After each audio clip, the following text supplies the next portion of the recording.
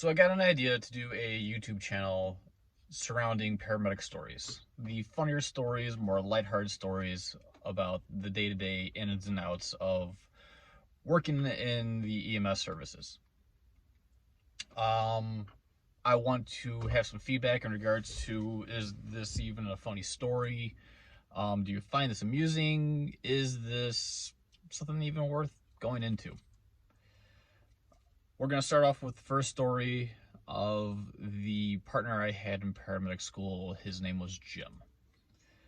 Jim is former military. Jim is former special forces in the military. He served during the 90s in a lot of very hostile environments. He was medically discharged from the military based on, I believe it was, he was shot for the 6th time, and it kind of messed with him a bit. And he had some health issues due to that. Jim is fine. He's good. Still talk to him. I talked to him today.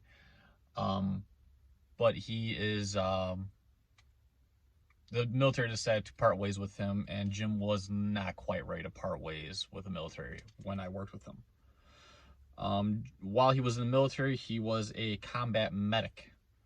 So he had seen some things, and he had done quite a bit of work that I thought was rather amazing, medical wise. And Jim and I, we get called to a patient, to a old lady. She had to be like in her late 70s, early 80s, rather spry woman, going for a psychiatric evaluation. We get called to the poorer part of the city, which is where we were to go pick her up at the nursing facility. So we walk in, and standard procedure is one person walks and talks to the patient. The other person who's going to be sitting in the back of the ambulance will go talk to the nursing staff, kind of get the background story of what's going on with this particular situation and why we're here. I don't remember the particulars of why she was going to the hospital for a psychiatric evaluation, but she was going to the hospital for a psychiatric evaluation. There was a petition signed, and she didn't have the opportunity. She wasn't afforded the opportunity to say, I don't want to go. She was going. I walk in, I talk to the lady, hey, how you doing? You know, my name's Kevin, we're going to the doctor today. You know, normal pleasantries. She looks at me, and this lady's standing maybe 5'2", 80 pounds, and holding about 60 pounds worth of newspaper in her hands. I don't know, but she was holding a lot of newspaper. She then tells me that she's not going to see the doctor because she's leaving the facility she's at today to go to the YMCA and get a room. Okay, well, that's your side of the story, but the nurses up there have a different story. So, and they've got paperwork saying that you're going, so we're going. And minor argument ensues. Jim at this time has now stepped into the room to say hello, and hearing the argument that this lady is now giving the two of us, that she's not going to see the doctor, and that she's going to the YMCA, the nursing staff walks in and goes, hey, what's going on?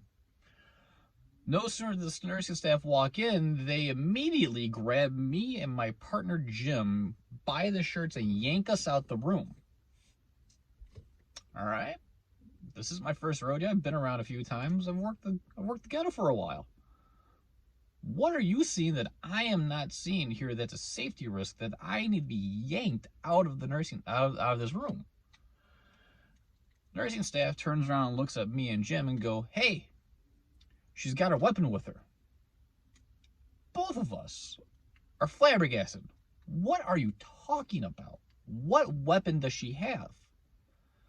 The weapon, as this nursing staff was putting it, as this nurse was telling us, is the water pitcher that she had in her hands. Now, this is not some, like, you know, fancy water pitcher that you have like a restaurant or your house, or get it like the store or whatever like that. This is that cheap plastic pink, you know, water pitcher that you get when you're in the hospital. I'm looking at her like, what? She's got a water pitcher? That's her weapon? She's like, yeah, when she gets mad at someone, she throws it at people. Jim turns around and goes, excuse me, I've seen a lot worse. The one thing I didn't say about Jim was that Jim was about 6'4", 280 some odd pounds with about 5% body fat. And again, the military left him. He didn't leave the military. He turns around, takes 2 steps in that room, goes, ma'am, and almost instantly he gets hit with his water pitcher. He turned around to deflect a little bit, and he got covered from head to toe on the right side of his body in not water, ice water. Little side note to the story was that this is around about February we went to. It was about single digits outside, and Jim doesn't have another change of clothes. And it really wasn't policy at the time, unless it was like a major hazmat situation, for you to be able to go home and change while you're out on the day. So Jim is now having to live as a soaked, saturated, frozen mess of a person because of this lady now. Jim then goes visually just upset. He grabs this lady by whatever she's wearing, her gown, her petticoat, whatever, grabs this lady by her waist, picks her up just about over his head, and just goes wham onto the stretcher. I'm astonished at what I have just seen. Working in EMS is a very customer service relationship type relationship you've got to have with people. You got to play nice with the nursing staff. You got to play nice with the patients and the families and all of this, because you want, especially on the private service, you want them to keep calling you. I've been kicked out of a nursing home for trying to stick up for my patients before in the past, and we lost an account because of that. When I had to sit in front of my boss, the owner of the company, and explain to him why I did what I did, and he found me to be in the right. But we still lost an account. It still cost us money because I opened my mouth and said something, and stuck up for someone who didn't have the ability to speak up for themselves. So you got to play nice. This lady's now sitting on the stretcher, or I should say, this lady's now on the stretcher, not by her own volition, as Jim is now yelling at her, you don't do that, we don't play like that, we are going to the hospital now.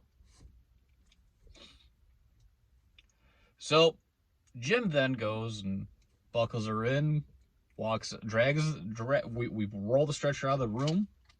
He just snatches the paperwork from the nursing staff, goes, I'll read it in the elevator. We get downstairs, we throw the stretcher in the back of the ambulance with her on it. Jim hops in the back. He's like, go. We weren't close to the hospital. We had time to get there. As far as I know, we got there fine.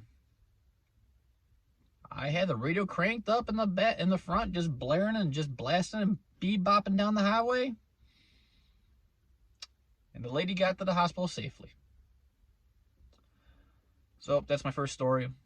I probably said way too many times. My face is a little bit dirty from work. Sorry. Again, the it's my problem. I know that. Was it funny? Do you like it? Are you interested in seeing something more like this? I have got a lot of friends of mine who have equally weird and funny and shocking stories that'd be interesting to hear. Should be told because, there's a lot of, it gives you the human side of the job. There's a lot of stress and a lot of hero worship, but there's at the same time, too, there's a lot of silliness and stupidity that happens along the same time. Let me know.